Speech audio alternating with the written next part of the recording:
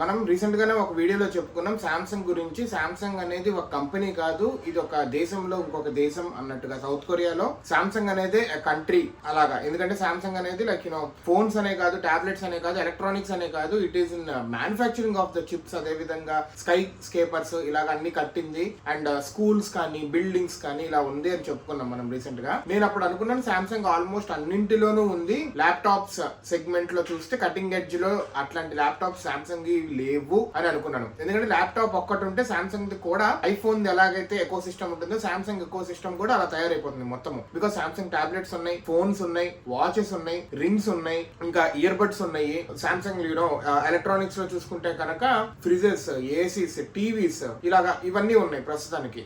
Heaters కానీ kitchen appliances కొన్ని అలా ఉన్నాయి. సో ఇవన్నీ ఇంటర్నెట్ కి కనెక్ట్ అయితే కనుక how it will be. Samsung like Google home ఎలాగా అలా సామ్సంగ్ కూడా వచ్చినాయి అనుకోండి, టోటల్ ఎకో సిస్టమ్ ఉంటుంది కదా. నేను ఎప్పుడైతే అలా అనుకున్నానో, నేను న్యూస్ లో చూస్తే రీసెంట్ గా సామ్సంగ్ నోయిడాలో దాని ల్యాప్టాప్ మ్యానుఫ్యాక్చరింగ్ హబ్ పెట్టారు as part of make in India. ఈ మేక్ ఇన్ ఇండియా మూవ్మెంట్ లోనే భారతదేశంలోనే మ్యానుఫ్యాక్చరింగ్ చేసి ఇప్పుడున్న ల్యాప్టాప్ మార్కెట్ కి పోటీగా సామ్సంగ్ వాళ్ళు కూడా కటింగ్ ఎడ్జ్ టెక్నాలజీతో ల్యాప్టాప్స్ ఇవ్వాలి అని ఫిక్స్ అయ్యారు.